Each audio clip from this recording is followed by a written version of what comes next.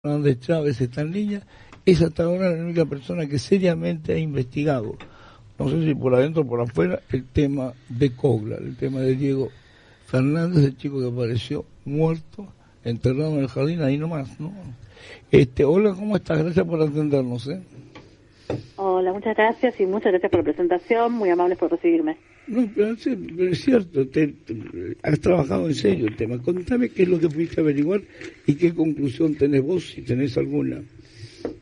Mira, lo que yo estuve leyendo principalmente, más que nada porque me parece que es un caso que sería muy bueno para presentar un cambio en la legislación argentina, porque, en primer lugar, en cuanto a las evidencias, cuando llega el equipo de Argentina Forense, argentino de antropología forense, estuvo investigando y su primera impresión eran que eran huesos antiguos. Esto es una combinación del hecho de que no había fibra, ya no había tejido, el estado de los huesos y la experiencia que tienen ellos con tantos casos, ¿sí? Gracias a esto y buscan por el tipo de elementos que encontraron, por ejemplo el llavero plástico que estaba de moda en cierta época, el famoso reloj Casio que encuentran, que era muy típico de los 80, y una ficha de casino que encontraron, les hizo el hecho de que usaba marca UFO, que también estaba de moda en los 80, los hace buscar entre los desaparecidos y calculan que tiene entre 16 y 19 años.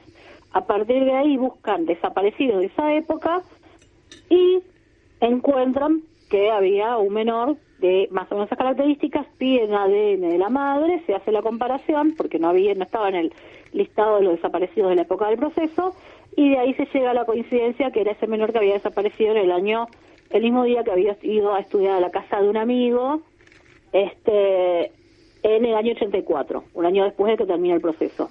En esa época no había protocolo para cuando desaparecían menores, con lo cual primero no le toman la denuncia, después se lo tomó como fuga de hogar, no hubo mucha investigación al respecto, que eso era muy típico de esa época, desgraciadamente eso es lo que hizo que proliferen homicidios seriales en esa época, en otros países. Determinan también que por la posición, el lugar y el tipo determinan que la fosa tenía 1,20 m por 50, no tenía más de 60 centímetros de profundidad, y era la fosa original, o sea, es donde había... O sea, que no había duda, no es que lo trasladaron, ahí estaba. No, a ese es exactamente lo que determinan, es que por la posición de todos los restos todos juntos y todo eso, ahí es donde lo colocan en un primer lugar. Sí. Y adicionalmente también determinan que está dentro del terreno de la... Pero no se puede probar que haya sido muerto en esas circunstancias, debe haber muerto antes, supongo. Lo que probaron es que no pueden determinar a no haber tejido, determinaron que tiene signos de haber sido apuñalado a la altura de la cuarta costilla y signos de que hubo un intento de descuartizamiento. Pero al no haber tejido remanente no pueden determinar si murió por shock hipovolémico o por que esa herida cortante con cuchillo atravesó, por ejemplo, un órgano vital. Sí. Pero obviamente la causa de muerte se considera homicida. El tema que para mí va a tener que impulsar algún tipo de cambio en la legislación es que Argentina, a diferencia de otros países, prescribe a los 20 años la investigación de homicidios. En cambio, en Inglaterra no, o en Estados Unidos. Sí. Entonces, esto significa que la persona que cometió este homicidio puede quedar impune. Sí, lo cual, a mi modo de ver, tendría que cambiarse porque es el delito más grave dentro del Código Penal. Sí, lo que me llama la atención es que igual el fiscal le pidió al juez que lo lleve a una indagatoria, pero ¿puede no ir a la indagatoria? O sí? Juicio de la verdad, yo te dije el otro día. Pero no, el juicio de la verdad lo tiene que aceptar el acusado, chico, por favor, no puede ser que crea... ¿Cómo vas a hacer juicio de la verdad si yo no te voy a reconocer? ¿El fiscal tiene la acción pública? No puedes hacerlo por acción pública, no podés obligar al tipo a ir al juicio de la verdad porque no tenés pruebas. Puede negarse a declarar y listo, ya está. Yo por eso listo, ya está. Yo supongo que se va a negar a declarar. No, a ver, conozco a ver, el fiscal no es un fiscal que no sepa el tema. López Perrando es un tipo que no tiene experiencia. Para seguir adelante con la historia. ¿Lo puedes citar por ocultar pruebas? Por encubrimiento. Eso aparentemente va a ser la orientación. Pero también caduca, no es el problema. El problema es que, lo primero que va a decir el abogado, me imagino yo, va a ser decir que prescribió. Sí.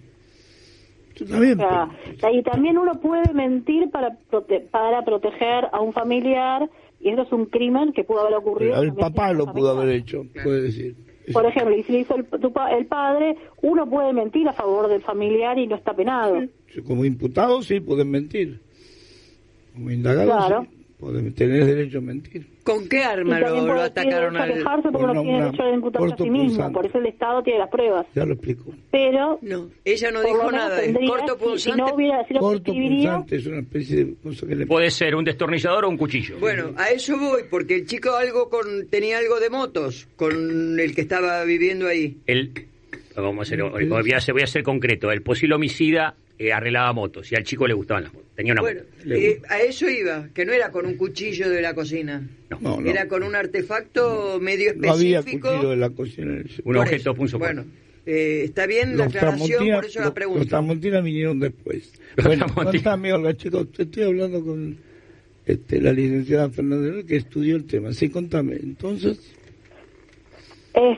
Principalmente, acá el tema es, tenés en contra que, bueno, hay una frase en criminalística que es el tiempo que pasa es la verdad que huye, sí.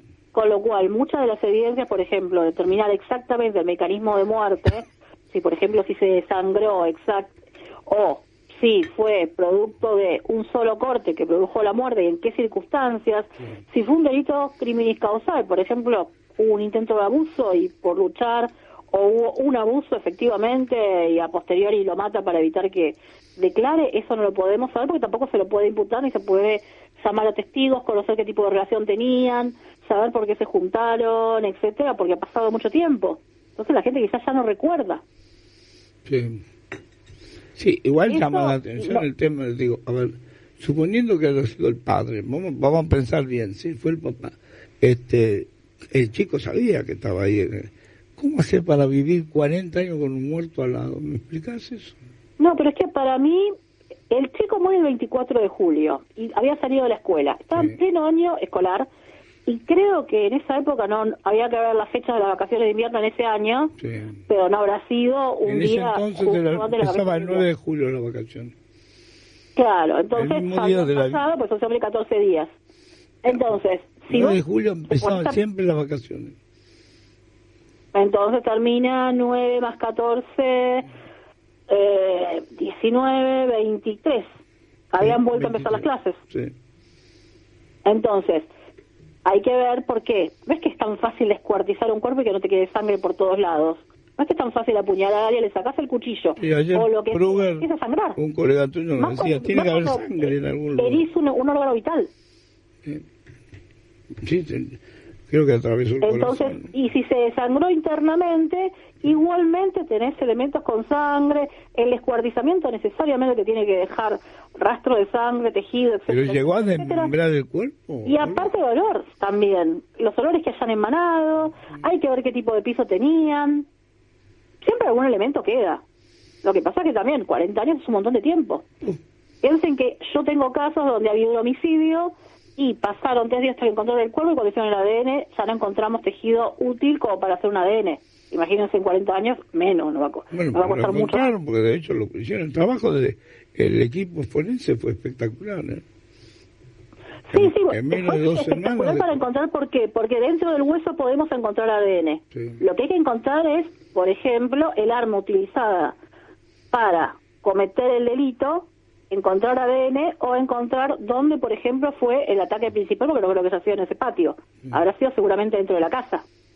No, sí, dentro de la casa seguro, porque no es que es la escena primaria. Por ejemplo, hay veces que tenés suerte y si el piso es de madera, entre las tablas de madera encontrás sangre. Si hay una alfombra, en esa época se usaban mucho los alfombrados.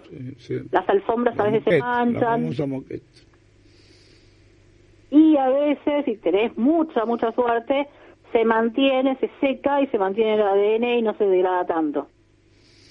Ha pasado, ha habido casos, han pasado los dos extremos, o que se encontraron huellas digitales un año después, o ha pasado que se degrada a los pocos días. Depende mucho de muchos factores, la temperatura, el calor, a qué está expuesto, el tipo de superficie. Olga, digo, está bien, ahora con todo eso, vos podés llamar al fiscal, apórtame todo esto, todo lo que vos quieras. el juicio no lo puedes hacer, se terminó, no hay manera de volver atrás. No, lo que para mí hay que prescrito. hacer es que este tipo de casos que son tan insignia, así como estuvo el caso Bloomberg, así como fue el caso... Sí, pero Bloomberg estaba en periodo de no prescripción. Claro, pero yo lo que me refiero es a modificar la ley. Sí. El caso Bloomberg cambió la ley, por ejemplo. Creo que piden ahora que los homicidios nunca prescriban. Claro, pero es que los homicidios no prescriban, como también la ley Piazza permite que a los 18 años o cuando llegan a la adultez puedan hacer la denuncia, aunque ya pasó el tiempo. A eso me refiero. Hay que cambiar la ley en ese tipo de cosas. Porque si no, vamos a seguir teniendo casos así cada rato. Y este caso tuvo notoriedad porque era al lado de la casa de Cerati. Sí. Y porque si no se entera nadie. Ocurrió en zona norte de Capital Federal. Porque si ocurriera, no sé, en Jujuy, como pasó con el homicidio serial de Jujuy, ya nos olvidamos todos. Has hecho un gran trabajo, Olga. La verdad que me impresiona la certeza de toda la investigación que hiciste. Bueno, o sea que ahí estamos. Te mando un abrazo, Olga. Gracias por atendernos. Un gusto.